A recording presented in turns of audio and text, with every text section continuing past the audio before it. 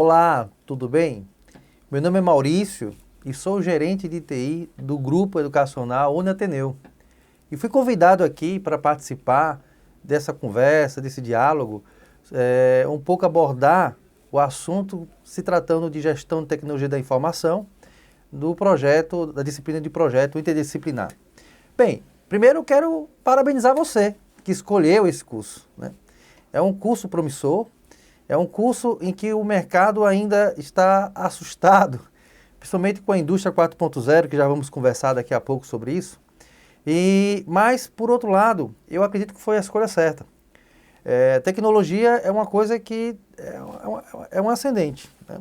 O advento foi há muito tempo e nós, agora que estamos iniciando, estamos dando início a essa coisa assustadora, onde todo mundo hoje está tendo acesso à tecnologia da informação.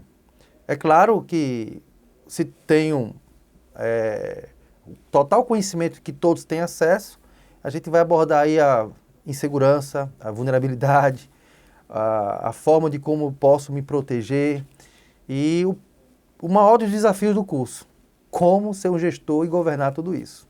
Bem, para começar, eu vou contar um pouco a minha história. E a partir daí eu acho que dá para a gente startar um pouco sobre o que é o DTI, né? Que é o Departamento de Tecnologia da Informação, que no passado chamavam de CPD. E ainda hoje, em algumas visitas, alguns benchmarks, a gente encontra empresas que utilizam essa nomenclatura. Mas, na verdade, o que nós temos é o DTI, Departamento de Tecnologia da Informação, tá certo? Nessa unidade nós vamos abordar o departamento em si, a sua estrutura, os profissionais que atuam em cada estrutura, como você pode gerenciar isso, né? E quais são as ferramentas, quais são as técnicas que vai poder lhe ajudar a fazer a governança do Departamento de Tecnologia da Informação. Bem, eu comecei a Tecnologia da Informação em 1991, ainda era o MS-DOS, né?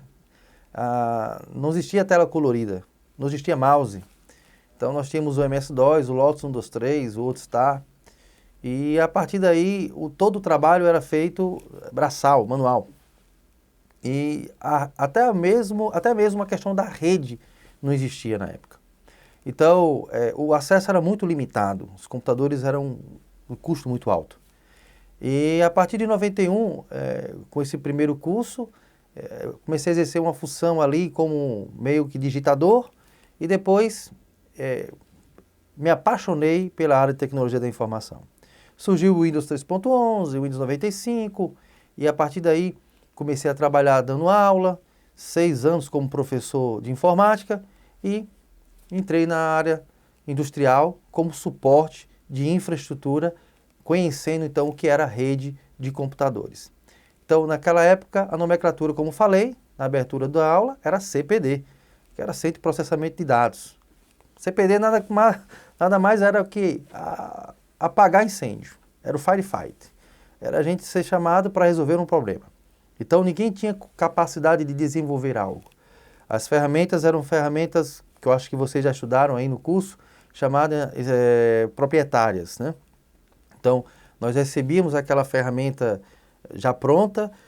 O sistema operacional Windows, por exemplo, naquela época eram 27 disquetes. Então a gente tinha um trabalho de CPD voltado apenas para suporte.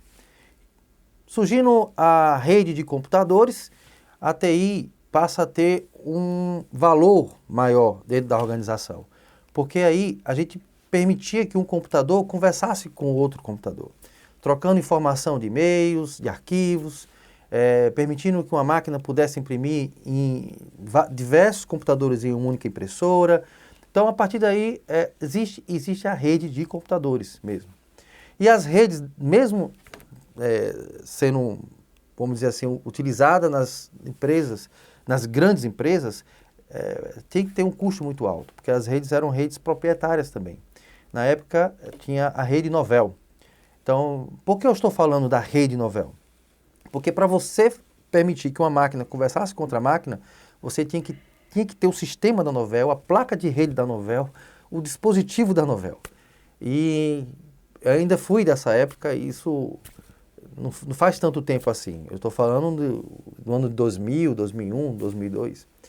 partir daí, quando surgiu nessas grandes indústrias e corporações uma rede mais, vamos dizer, utilizando a camada OSI mais genérica, vamos dizer assim, mais acessível, as redes privadas foram se acabando.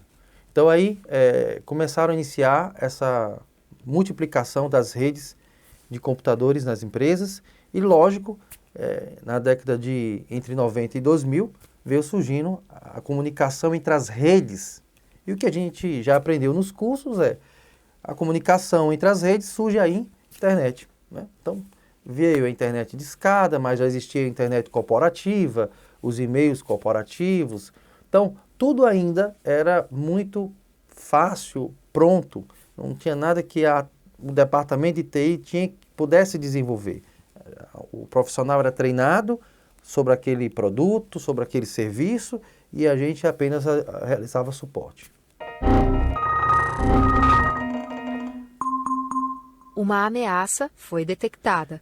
Com o surgimento do DTI, né, já não falamos mais de CPD, mas sim do Departamento de Tecnologia da Informação, e aí a gente já parte para uma estrutura mais voltada ao negócio.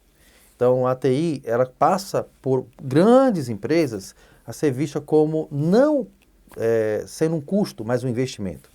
E a TI sendo vista como investimento, a empresa, é lógico, ela dá passos largos com a concorrência. E aí, o Departamento de Tecnologia da Informação, vamos dizer assim, naquela época, até hoje é assim, da pequena, grandes empresas, ela é dividida em 3 partes. Então, a gente vai dividir aí a TI em suporte, infraestrutura e desenvolvimento. Vamos falar um pouquinho agora sobre o suporte. Em seguida, a gente vai abordar um pouco o desenvolvimento e, para finalizar, a gente vai falar sobre a infraestrutura. Eu vou inverter, deixando a infraestrutura para o final, para a gente chegar no segundo tema da nossa unidade. O suporte. O suporte, talvez vocês já ouviram falar sobre Service Desk e Help Desk, ou Help Desk e Service Desk. Nossa, que confusão! Qual é a diferença entre os dois?